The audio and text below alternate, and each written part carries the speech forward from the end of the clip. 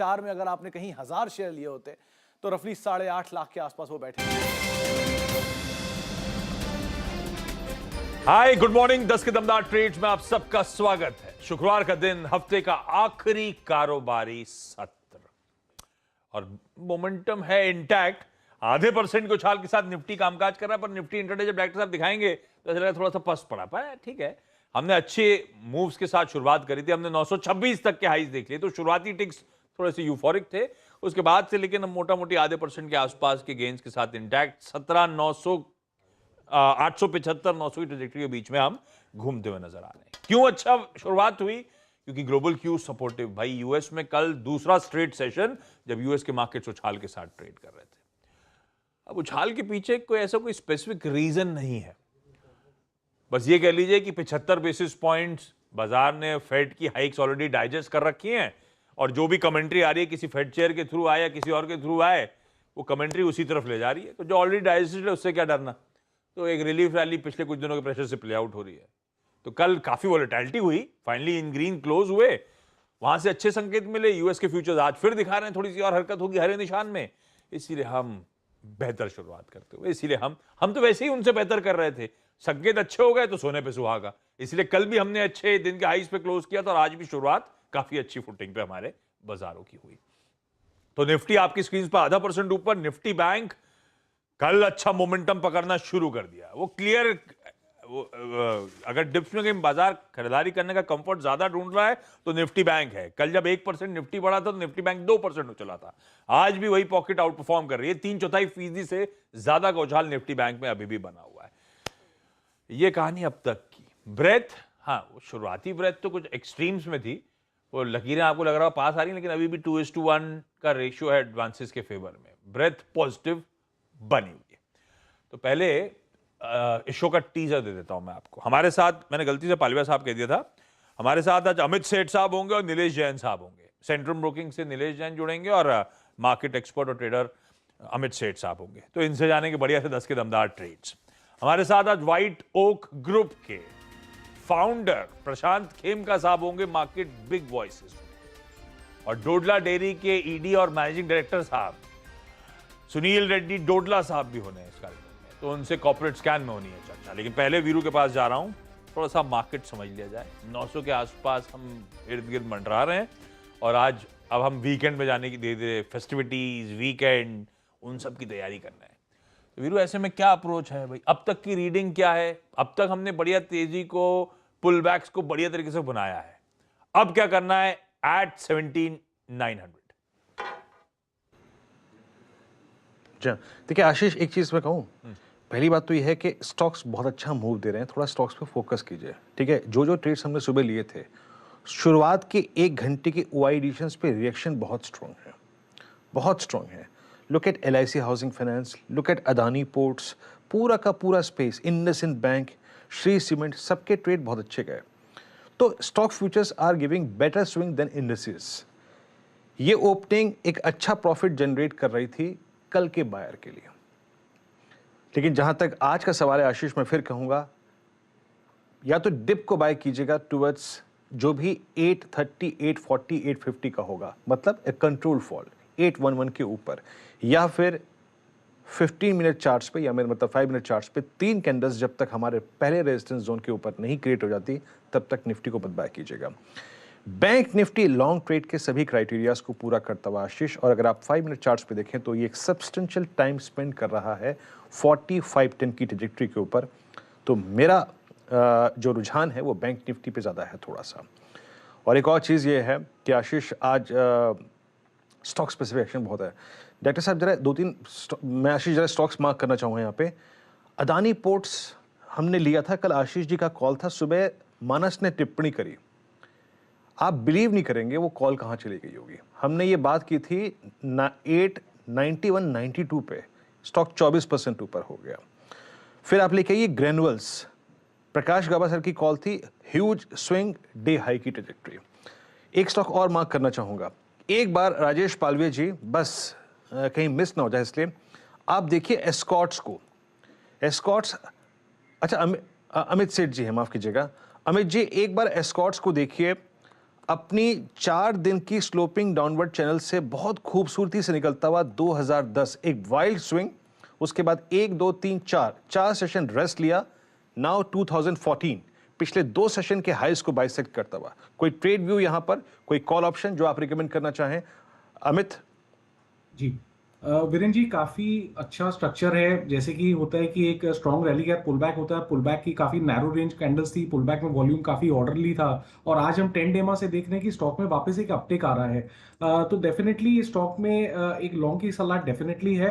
Futures में अगर किसी को लेना है इसे, तो 2014 का प्राइस चल रहा है। टारगेट्स लगभग रहेंगे 2060 के, और स्टॉप लॉस एक छोटा सा रखूंगा 1980 का। और अगर हमने इस स्क्रिप्ट को लेना है फ्यूचर ऑप्शंस में, मैं जस्ट एक मिनट खोल लेता हूं जी। 2004 थोड़ा सा डिस्काउंट में चल रहा है फ्यूचर्स में। 2020 की कॉल मिल रही है 61 रुपीज में। इसमें लॉन्ग की सलाह है। इसका जो आज का लो है 52, उसी को स्टॉप लॉस रखेंगे, और लगभग 82 रुपीज के हमारे टारगेट्स रहेंगे एस्कॉर्ट में 1920 की कॉल के, 2020 की कॉल के। तो ये था आशीष। ओके 2020 की कॉल अगर आप देखें तो अच्छा मूव देते हुए Glenmark at day high, ITC ने आशीष ने जिक्र किया था एट डे हाई, तो स्विंग अच्छे मिल रहे हैं। और एस्कॉर्ट्स पे नजर रखिएगा, अदानी पोर्ट्स ने कमाल कर दिया। अमित जी, आपका इस वक्त का कन्विक्शन कॉल क्या है? 2 ट्रेड्स आपके। 2 दिनों से हमने बैंकिंग में काफी अच्छा मूव देखा है। उसके अलावा अगर अभी मुझे कोई इमीडिएटली चार्ट पसंद आ रहा है तो एफएमसीजी सेक्टर से हिंदुस्तान यूनिलीवर है। इस यहाँ पे भी रिस्क रिवॉर्ड काफी फेवरेबल है। स्टॉक एक पुलबैक के बाद आज इसने एक अपटिक दिया है, and stock is trading above 10 and 20 day moving average. Futures में इसका प्राइस है अभी लगभग 2622 रुपए का। मेरे टारगेट रहेंगे 2675 के, और स्टॉप लॉस रहेगा 2590 का। नेक्स्ट स्टॉक जो मैं चूज करना चाहूंगा दैट इज एचडीएफसी लिमिटेड। मुझे लगता है कि ये स्टॉक अब आउट परफॉर्म करेगा। आवली चार्ट का स्ट्रक्चर देखिए तो एक असेंडिंग ट्रायंगल का उसमें ब्रेकआउट है। करंटली इसका प्राइस 2472 का है। लॉन्ग की सलाह है, टारगेट्स लगभग 2525 रुपए के रहेंगे, और स्टॉप लॉस इसमें रखूंगा 2430 रुपए का। क्यूएल और एचडीएफसी, ये दोनों स्टॉक्स रखिए रेडार पे। नीलेश जी जुड़ते हुए, नीलेश जैन साहब को दिखाइए स्क्रीन पे। नीलेश जी, 10 के दमदार ट्रेड्स कौन से sir? Very good morning to Ashish ji, good morning Virendra ji, सभी को। देखिए, एचडीएफसी ग्रुप में काफी अच्छा एक्शन हमें देखने को मिल रहा है। स्पेसिफिकली अगर बैंकिंग स्पेस का अगर हम बात करें तो बैंक निफ्टी यहाँ से 40,800 41,000 की ट्रेजेक्टरी में जाता हुआ नजर आ सकता है, और उसको लीड करेगा एचडीएफसी बैंक। एचडीएफसी बैंक में आज के सेशन में ओपन इंटरेस्ट में देखें तो 1% के से ज्यादा का इजाफा होता हुआ नजर आ रहा है। साथ ही साथ एक डेली टाइम फ्रेम पे एक फॉलिंग ट्रेंड लाइन का ब्रेकआउट हमें आता हुआ नजर आ रहा है, जो कि लगभग 1504 1505 के ऊपर कंफर्म, उसके ऊपर निकलने के बाद कंफर्मेशन आएगा। बट यहाँ से डेफिनेटली काफी अच्छा लग रहा है। 1500 के आस 1503 के आसपास स्पॉट में ट्रेड हो रहा है। इसे इन लेवलों पर खरीद के चलने की सलाह होगी। ऊपरी स्तरों पर 1525 1545 तक का मूव हम यहाँ पे एक्सपेक्ट करके चल रहे हैं, एंड 1475 का स्टॉप लॉस रखना होगा। तो सबसे पहले एचडीएफसी बैंक में खरीदारी करने की सलाह होगी। साथ ही साथ जो दूसरा स्टॉक हमें पसंद आ रहा है वो है नवीन फ्लोरिन। नवीन फ्लोरिन के अंदर पिछले 7 से 8 ट्रेडिंग के कंसोलिडेशन का ब्रेकआउट आता हुआ नजर आ रहा है। 4420 के आसपास काउंटर ट्रेड हो रहा है। ऊपरी स्तरों पर 4460 से 4500 तक का मूव हम यहाँ पे एक्सपेक्ट करके चल रहे हैं, और जो स्टॉप लॉस होगा 4360 के आसपास का। बिल्कुल ठीक भाई। एचडीएफसी ट्विंस आ गए एक्सपर्ट्स के रडार पे। रिकैप कर रहा हूं, आज के 10 के दमदार ट्रेड्स में अमित सेठ साहब ने एचयूएल, अमित सेठ साहब ने एचडीएफसी में खरीदारी करने का कॉल। तो नीलेश जैन साहब ने कहा एचडीएफसी बैंक पे दाव लगाइए, और दूसरा नवीन फ्लोरिन। तो दिग्गज एचडीएफसी ट्विंस, कोई दिग्गज एचयूएल अगर यहां से और मूव करेंगे तो बढ़िया है बाजार के लिए। कल एसबीआई पे अमित सेठ साहब ने अपने वो 4 का चौका में पिक दिया था। अमित जी, वो टारगेट अचीव हो गए? हाँ जी आशीष जी, उसके टारगेट्स अचीव हो गए जी। अरे थैंक यू है जी। तो ये बढ़िया ट्रेड आप लोगों ने एंजॉय करा अमित के साथ, और आज के प्रेफर्ड पिक्स आपकी स्क्रीन पर। लौटता हूं आप लोगों से चर्चा के लिए, लेकिन अब मार्केट बिग वॉइस की कड़ी में हमारे साथ व्हाइट ओक ग्रुप के फाउंडर प्रशांत खेमका सर आपको आपकी स्क्रीन पर नजर आएंगे। Prashant sir, hi, good morning. Good morning Ashish ji. Good morning. मुझे आपके शो में बुलाने के लिए बहुत बहुत धन्यवाद। उससे ज्यादा धन्यवाद आपका आने के लिए सर। अच्छा, पहले तो ये चर्चा में आपका म्यूचुअल फंड था, कैसा रिस्पॉन्स मिला सर? रिस्पॉन्स अच्छा मिला है आशीष जी। अभी लास्ट वीक ही क्लोज हुआ है फंड। मुझे बराबर से ठीक से आंकड़े तो ध्यान नहीं, बट रिस्पॉन्स बहुत बढ़िया मिला है from mutual fund distribution community overall. And particularly highlight करूंगा जो इंडिविजुअल, जो मुझे कहा गया है उस हिसाब से जो इंडिविजुअल डिस्ट्रीब्यूटर्स है उनसे बहुत स्ट्रॉन्ग रिस्पॉन्स मिला है। तो उनका ये मौका लेके मैं उनका धन्यवाद भी करना चाहूंगा हमारी टीम की तरफ से। आपको भी मुबारकबाद सर। अच्छा, म्यूचुअल फंड का रिस्पॉन्स अच्छा, और मैं पढ़ रहा था कि आपके पीएमएस में बहुत तगड़े इनफ्लोज। भाई एक रिपोर्ट कहती है कि पिछले 1 साल में सबसे तगड़े इनफ्लोज कहीं आए तो आपके पास आए हैं। 70% आप लोग का एयूएम उछाल दिखाता हुआ। क्या करेंगे इतने पैसे का आप? कहाँ डिप्लॉय करने की तैयारी सर ये फ्रेश इनफ्लोज को? देखिए, हम अगेन हमारे इन्वेस्टर्स का धन्यवाद करना चाहूंगा कि हमारी टीम पर भरोसा रख के उन्होंने हमें इंटरेस्ट किया है ये पैसा मैनेज करने को। और टीम जैसे कि हमेशा करती आ रही है उसी तरह एकदम एनालिटिकल जो अप्रोच है हमारा, उस तरह से इसे डिप्लॉय करेगी। हर एक सेक्टर में अक्रॉस मार्केट कैप सेगमेंट्स जो है पीएमएस में, the team invests in them and very confident कि उन लोग एक जो हमेशा से करते आ रहे वैसे उत्तम इन्वेस्टमेंट करेंगे। वो तो आई एम श्योर, तभी वो पैसा चैनलाइज हो भी रहा है आपके पास। लेकिन फिर जो करेंगे वो क्या है सर? आप कौन से स्पेसेस, कौन से सेक्टर्स को लेके कंस्ट्रक्टिव हो इस समय? एब्सोल्युटली। तो देखिए, एक तो मैं ये पहले कहने जाऊंगा कि हम लोग टॉप डाउन सेक्टोरल व्यूज के बेसिस पे हमारी टीम इन्वेस्ट नहीं करती। हमेशा अपॉर्चुनिटीज हर एक सेक्टर में ढूंढती है। जैसे हम कई बार कहते हैं कि पैसा कोयले में भी बनता है और हीरे में भी बनता है।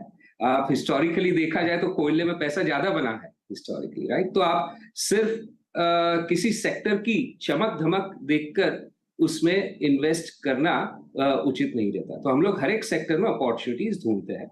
आज की तारीख में अगर कहूं तो अपॉर्चुनिटीज कहाँ ज्यादा मिल रही है टीम को, जो कि ज्यादा चेंज नहीं हुए ओवर टाइम, क्वाइट कंसिस्टेंटली सबसे ज्यादा अपॉर्चुनिटीज टीम को जो मिलती है इन्वेस्टमेंट की, वो प्राइवेट सेक्टर फाइनेंशियल्स में रहा है। पिछले 5 साल से अगर मैं कहूँ जब से वाइट ओक एस्टेब्लिश हुआ है, प्राइवेट सेक्टर फाइनेंशियल्स, चाहे अभी आप कई बैंकों की भी बात कर रहे थे, तो private sector financials beat banks या नॉन बैंक्स में भी काफी वो अपॉर्चुनिटीज रहती है। उसके अलावा कंज्यूमर स्पेस में, चाहे वो कंज्यूमर डिस्क्रेशनरी हो या कंज्यूमर स्टेपल्स हो, उसमें हमेशा से बहुत उम्दा अपॉर्चुनिटीज मिलती है। बहुत ही वेल रन कंपनीज है वहां पे, कई लार्ज कैप्स है, बहुत सारी मिड कैप कंपनीज है, फैमिली रन कंपनीज है, एंटरप्रेन्योरियली ड्रिवन कंपनीज है उस स्पेस में, और बहुत उम्दा अपॉर्चुनिटीज उस स्पेस में हमेशा अवेलेबल रहती है। Obviously you have to be selective. तीसरा मैं कहूं अगर तो आईटी सर्विसेज स्पेस में, जो तो पहला बैंकिंग और कंज्यूमर आप सोच सकते हो कि मोर इंडिया फोकस्ड है, domestic consumption and domestic economy focused है, वैसे आईटी सर्विसेज जो है इंडिया का बहुत एक स्ट्रॉन्ग पॉइंट है। ग्लोबली इंडिया जो आईटी सर्विसेज में जिस के सेक्टर में जो स्ट्रेंथ है इंडिया का, वो पूरे वर्ल्ड में माना हुआ है, और उधर market share continuously Indian IT services gain कर रही है। और वहां पर भी लार्ज कैप, मिड कैप, जो वेल एग्जीक्यूटेड कंपनीज हो, रिगार्डलेस ऑफ मार्केट कैप और size, well executed companies market share continuously over the years gain करती है, बहुत प्रॉफिटेबल कंपनीज है।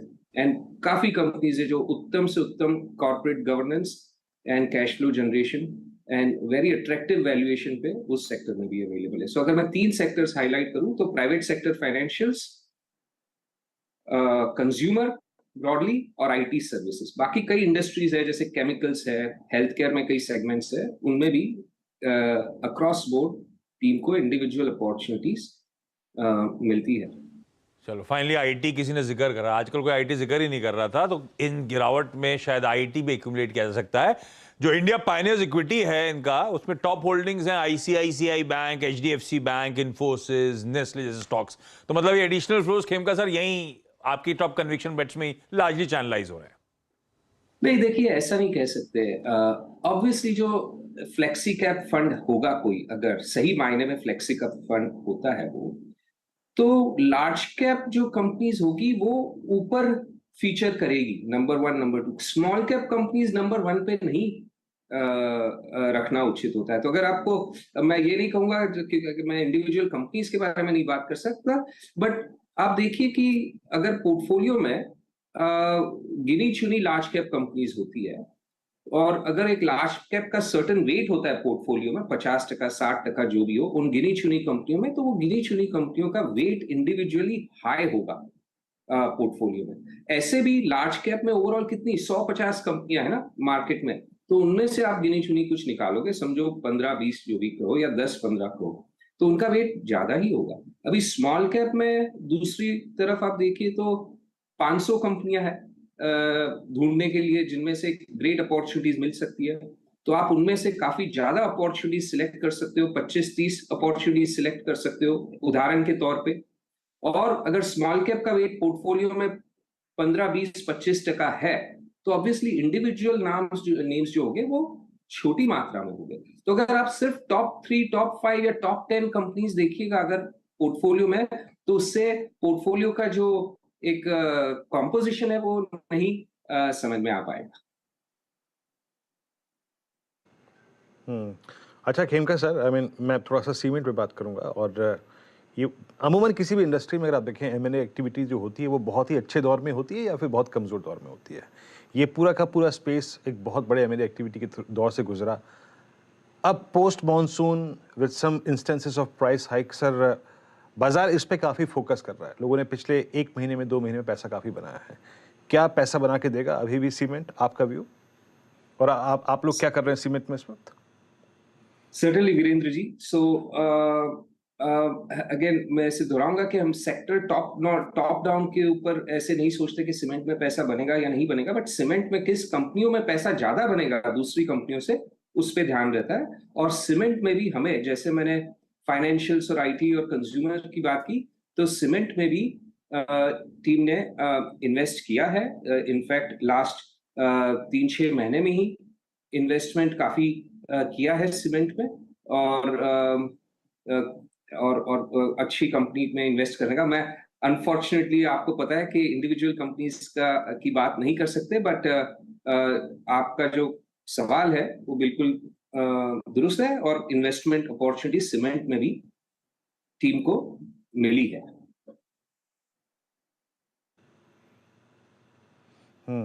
इन्वेस्टमेंट अपॉर्चुनिटी सीमेंट में भी मिली है। अच्छा सर, अभी बैंकिंग पे आपने बात करी है ना, मैं आपसे एक प्रश्न पूछना चाहूँगा जो अमूमन हमारे दर्शक भी पूछते हैं, या फिर हम भी अगर आप देखें घूमते फिरते अगर कोई टकरा जाता है आम आदमी तो वो ज़रूर पूछता है कि एक बड़े अंतराल के बाद ये पूरी की पूरी अगर आप देखें एनपीएस, राइजिंग एनपीएस, ये शुरू हुआ था 2008 के दौर से। उसके बाद आप समझ लीजिएगा कि लगभग 1.5 दशक लग गया पूरी बैंकिंग को, पीएसयू बैंकिंग को स्टेबल होने में। इस बार के नंबर्स को देखने के बाद, इस क्वार्टरली नंबर्स को देखने के बाद, प्रीवियस क्वार्टरली नंबर्स को देखने के बाद, क्या पीएसयू बैंक्स फिर एक स्टेबल और एक स्ट्रॉन्ग ट्रेजेक्टरी पे आ गए हैं सर? आप ये कहना चाहेंगे या फिर कह सकते हैं? बिल्कुल। सो देखिए, हमारी टीम, जैसे मैं कह रहा था, प्राइवेट सेक्टर फाइनेंशियल्स में हमें ज्यादा अपॉर्चुनिटीज मिलती है, बट पीएसयू बैंक्स भी, जैसे आपने कहा कि पिछले 15 साल से एक जो एनपीएस स्ट्रगल चल रहा था पूरे सेक्टर का, पर्टिकुलरली पीएसयू सेक्टर का, वो अभी लार्जली लगता है कि अपने पीछे छोड़ चुके हैं। एंड अगर इकोनॉमिक ग्रोथ जो एक्सपेक्टेशन है, जो धारणा है, उस हिसाब से आती है, तो private sector, public sector, overall financials को दोनों तरफ ही उसका मुनाफा होगा जरूर से। तो आपसे सहमत हूं मैं कि ये जो अगले कई वर्ष है फाइनेंशियल्स इन जनरल और पब्लिक सेक्टर पीएसयू बैंक्स के लिए भी रिपोर्टेड नंबर्स स्ट्रांग होने चाहिए after consolidation for last many years.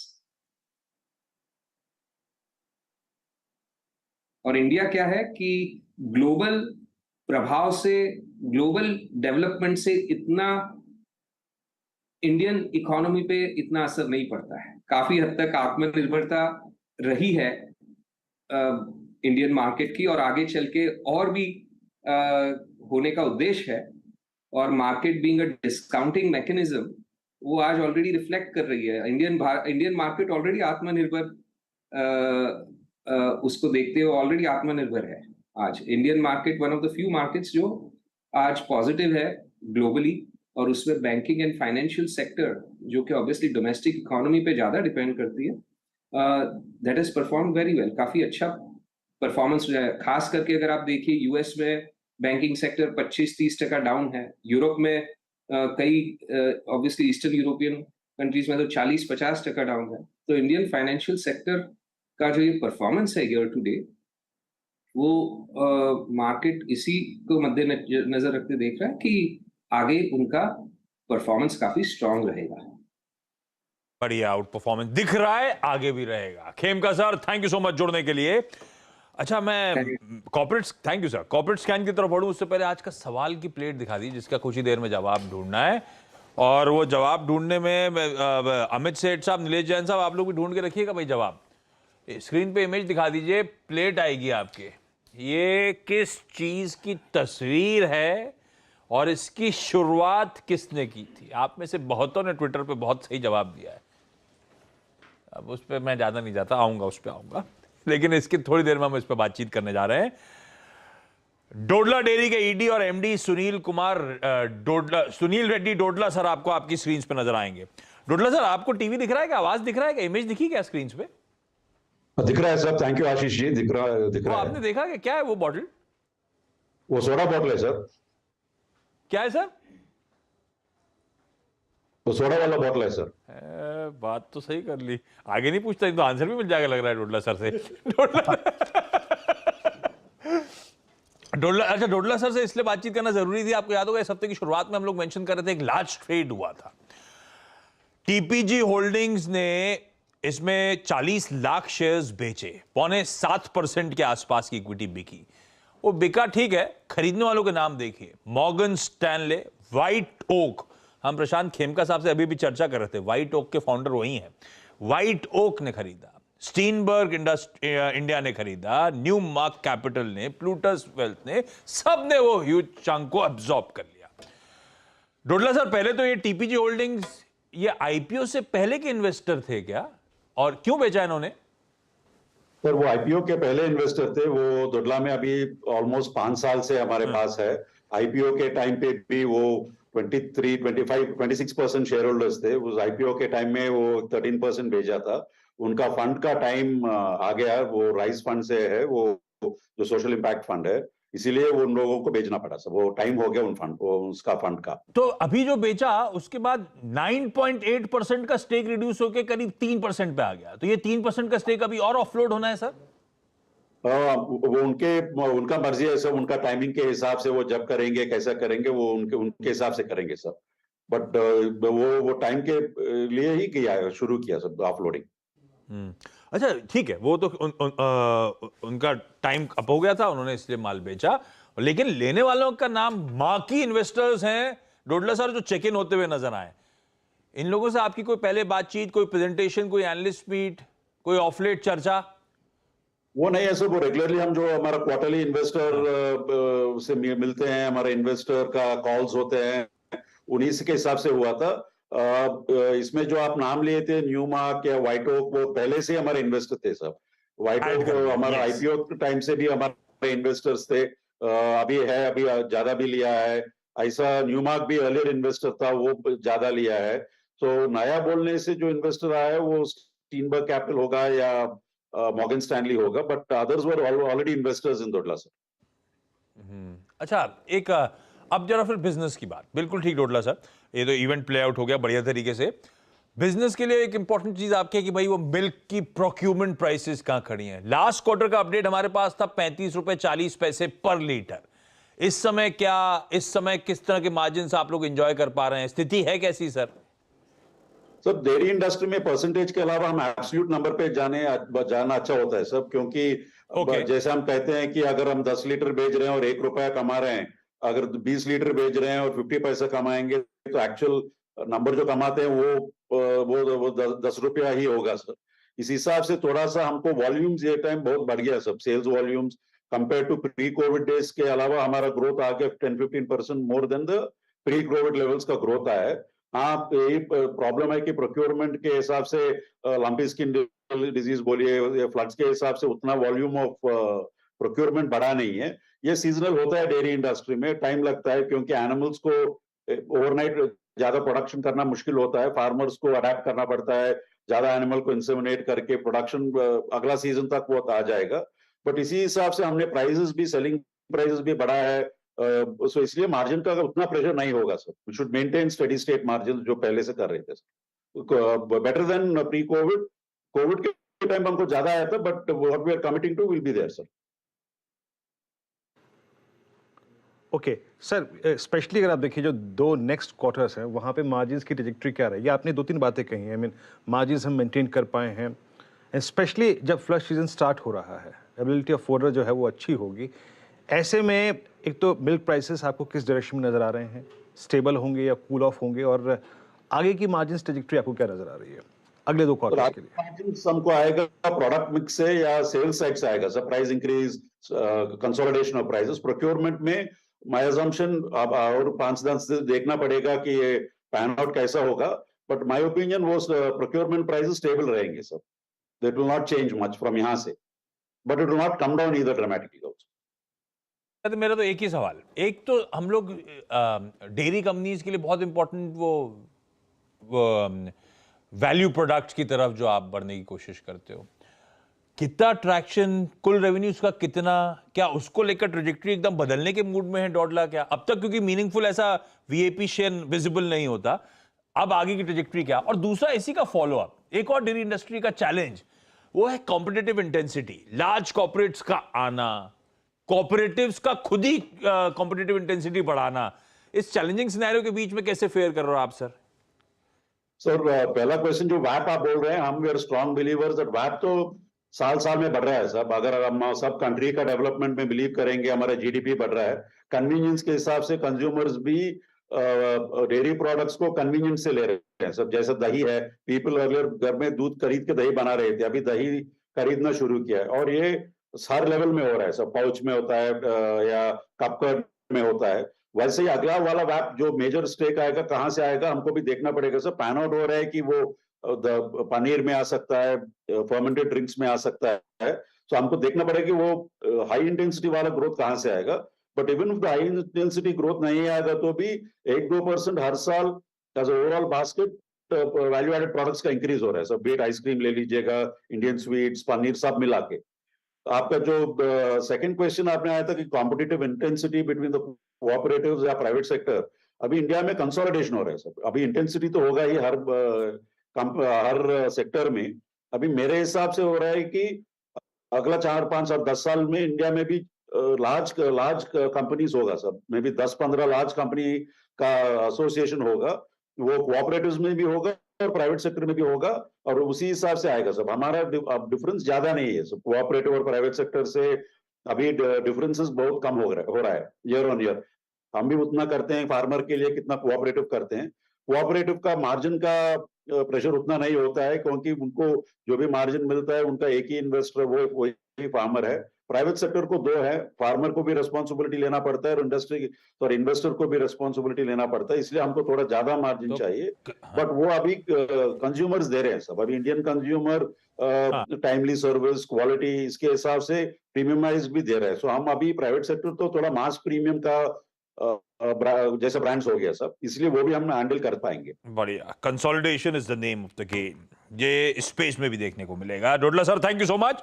पर बढ़िया फंड्स चेक इन हुए हैं, उसके लिए कॉन्ग्रेचुलेशन। देखते हैं अब ये स्टॉक आगे कैसा परफॉर्म करता है फंडामेंटली और साथ में प्राइस के लिहाज से। अच्छा, अब आज का सवाल, वीरू आपने पढ़ के आए? सवाल दिखाइएगा वीरू, पढ़ के आए क्या? ये बोतल काय की है और शुरुआत कैसे हुई थी? मैं पढ़ के तो आया आशीष, और इसको पढ़ने की ज़रूरत नहीं थी। आई मीन हाँ, शुरुआत कैसी थी उसको पढ़ने की ज़रूरत थी, और वो इंटरेस्टिंग भी लगा, बड़ा इंटरेस्टिंग था। आई मीन सोचा नहीं था कि 1.5 रुपये का 2 रुपये का जो बंटा बचपन में पिया था, वो जाते जाते अगर आप देखें लंदन चला जाएगा उसको खोजते खोजते में। ये आशीष बंटे की बोतल है, और हमारे यहाँ करीब मुझे मालूम है कि जब मैं तीसरी चौथी में था 1 से ₹1.25 की, मतलब हम लोग कोक तो अफोर्ड नहीं कर पाते थे वहाँ पे, कैंपा कोला तो पी नहीं पाते थे, तो यही इसी को अगर आप देखिए पीते थे, तो 1-1.5 रुपए की बंटे की बोतल बोलते हैं नॉर्थ इंडिया में इसको, आशीष। बाकी वो जो आविष्कार वाला था कहाँ से आया वो आप एक्सप्लेन कर दीजिए। सुमित बैठने बगल में आता हूं उसमें मैं। बंटा गोटी सोडा नॉर्थ इंडिया में, गोली सोडा साउथ इंडिया में, कंचे वाली ड्रिंक या नींबू सोडा भी बोला जाता है दिल्ली और नॉर्थ इंडिया में कई जगह। पोटाश जॉल, ये मेरे ख्याल से अमित सेठ साहब बुलाते होंगे उसको, बुलाते हैं क्या पोटाश जॉल? अमित जी, जब मैं छोटा था अपनी समर हॉलीडेज में अमृतसर जाता था पंजाब में, तो मैंने ये बोतल बहुत पी हुई है। हम इसे बंटे वाली बोतल बोलते थे, हमारे कैलकाटा में नहीं मिलती थी, लेकिन वहां मैं स्पेशली जब भी जाता था तो समर हॉलीडेज में I used to make sure कि बंटे वाली बोतल जरूर पीऊं आज। हाँ, तो अब मिलती है पोटाश जॉल के नाम से, और गुजरात वालों के लिए होता है पिचुक सोडा। इस तरह के नाम हमारे कल्चर में, इस तरह से हम सबकी बचपन की यादें हैं सब बंटा से। पर किसी ने सोचा होगा, एक्चुअली वीरू ने सही कहा, ये दरअसल है तो अंग्रेजों का आइडिया, हमें अपना लगता था। हिरम कॉड नाम के एक इंग्लिश इंजीनियर थे और इन्वेंटर थे। 1872 में ये बंटा सोडा की जो बॉटल है उन्होंने पेटेंट कराई थी कि अंडर प्रेशर, गैस प्रेशर उसमें, और मार्बल कैसे एक वॉल की तरह वो ढक्कॉक का काम कर देता है वॉल, है ना। ये सुमित इसकी डिटेल में जाएंगे कहां से क्यों हुआ था। तो ये बॉटल दरअसल कॉड बॉटल के नाम से, उनके नाम से जानी जाती थी। पर अगर उनका इन्वेंशन था तो यहाँ ठेलों में हर जगह हमारे क्यों दिखती है? भाई उन्होंने क्या करा था, ये पेटेंट को रिन्यू नहीं कराया, तो फिर उनके नाम का पेटेंट चला गया, ये प्रोडक्ट कोड का पेटेंट चला गया। उसके बाद धड़ल्ले से प्रोसिक्यूशन के दिक्कत के बिना नहीं, उन्होंने पेटेंट तो कराया था, नहीं पेटेंट कराया हुआ, रिन्यूअल नहीं हुए पेटेंट। हाँ, माइल्ड चेंजेस के साथ लोगों ने नया पेटेंट करा लिया। नहीं, वो पेटेंट रिन्यू ही नहीं हुए। अच्छा, कॉर्ड बॉटल, अब तब पहले कॉर्ड बॉटल आती थी उसमें लिखा रहता था पेटेंट की डेट, अब कुछ नहीं लिखा रहता क्योंकि पेटेंट रिन्यू नहीं हुए। ये 150 साल पुराना प्रोडक्ट है। 1870 एग्जैक्ट 150 साल हो गए। तो आप इंटरेस्टिंग पार्ट देखिए, ये जो इंजीनियर साहब आप देख रहे हैं, कॉर्ड साहब, ये एक कॉक कंपनी में काम करते थे। तो इनको वहां से आइडिया आया कि अगर बॉटल में ये जो बॉल है, मार्बल बॉल है, इसको अगर ऊपर ले आया और वो बंद कर दे कॉक पे, तो ये पानी को लीक नहीं होने देगी, गैस को लीक नहीं होने देगी और पानी भी नहीं लीक होगा। तो उन्होंने इसको विद प्रेशर, उस प्रेशर के साथ इसको लॉक किया।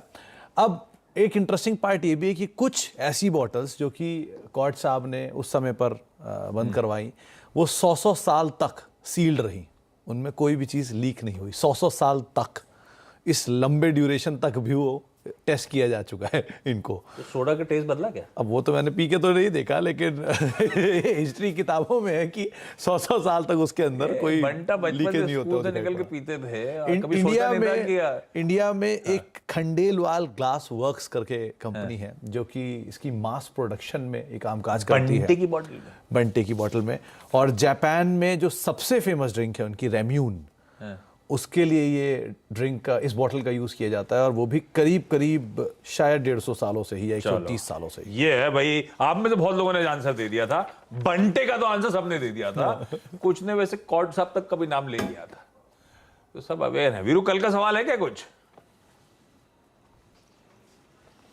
जी, अब थोड़ा सा होटल्स का ही प्रचार प्रसार करते हैं, और एक इमेज आपको ऐसी दिखाएंगे जिसको देखकर आपको वहां जाने का दिल करेगा, लेकिन आपको गैस करना पड़ेगा वो इमेज कहाँ की है। आशीष, आपके स्क्रीन पे एक इमेज है, और बताइए कि वो कहाँ की इमेज है। बहुत ही भव्य स्थल है, बहुत ही भव्य, और जहाँ पे जाके ये बना है, यू कैन नॉट बिलीव कि वहाँ जाके ये कंस्ट्रक्ट किया गया है। ये इमेज कहाँ की है, ये आपको गैस करना है। आशीष, अब आप देखिए, ये शिव जी की इतनी बड़ी मूर्ति, इतनी बड़ी मूर्ति, और सामने आपको एकदम पहाड़, पीछे बर्फ से ढके हुए दिख रहा है। आगे ऐसा लग रहा है साउथ इंडियन टेंपल भी है। ये कहाँ की इमेज है आपको बताना। ये फुल स्क्रीन पे डाल दीजिए भाई। यही तो प्रश्न है यहाँ। Interesting, beautiful. हाँ, अब मैं गूगल इमेजेस में सर्च शुरू करता हूँ जाके, और आप लोग भी करिए। ये फुल फ्रेम पे आ गई इमेज आपकी स्क्रीन पर।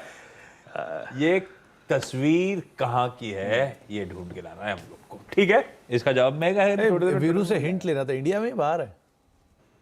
इंडिया में ही है वीरू, इंडिया में ही है, इंडिया में ही है। इंडिया में ही है। ये सवाल सुमित, आप यकीन मानिए, जब आप जाएंगे ना यहाँ पे, जब जाएंगे आप और पहला दृश्य देखेंगे आप, है ना, तो बिलीव करना मुश्किल होता है कि आपने इतने हाइट पर इसको कैसे क्रिएट कर दिया।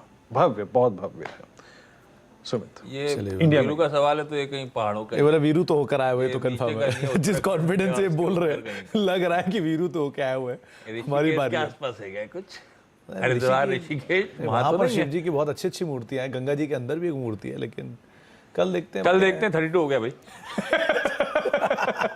कल नहीं मतलब मंडे को। मंडे को देखेंगे, फिलहाल ड्यूरेशन पूरी हो चुकी है। अच्छा, अब सवाल जवाब का सिलसिला शुरू करेंगे। मार्केट्स में बढ़िया लगातार दूसरा दिन जो मोमेंटम है वो अभी भी सधा हुआ है। 111 अंक ऊपर निफ्टी कामकाज कर रहा है। 17,910 का इंडेक्स पे लेवल देखने को मिल रहा है। सेंसेक्स भी करीब करीब 300 अंक ऊपर है। निफ्टी बैंक 1% ऊपर कामकाज कर रहा है और मिड कैप स्मॉल कैप में भी खरीदारी का रुझान बना हुआ है। बातचीत करेंगे हम प्रकाश गाबा से, आपके सवालों के जवाब दिलवाएंगे, लेकिन उनसे पहले नजर डाल लेते हैं हेडलाइंस पे।